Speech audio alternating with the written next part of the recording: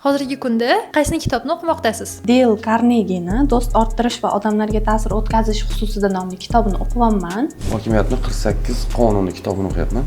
Hozirgi kunda o'sha James Friedni Reward kitobini o'qiyapman. Ushbu kitobdan olgan xulosalaringiz va boshqalarga ham tavsiya qilasizmi? Albatta, kitobni boshqalarga ham tavsiya qilaman. Juda mazmunli kitob. Insoniyatni yillar davomida pastki pog'onadan to ko'tarilish cho'qqilarigacha yoritib o'tilgan hayotiy voqealardan olib hikoya qilingan kitob. O'tmishdagi, hozirgi kundagi bo'lib turgan jarayonlar ham kitobda o'zini aksini topgan. Juda ham qiziqarli kitob. Bu kitobni hammaga tavsiya qilaman o'qishni. Bu kitobdan olgan xulosalarim do'st orttirish yo'lidagi qilinadigan ishlar. Ya'ni odamlarga ta'sir o'tkazish, do'st orttirish uchun qanaqa muomala qilish kerak hammasi haqida batafsil berilgan va men bu kitobni hammaga tavsiya qilaman.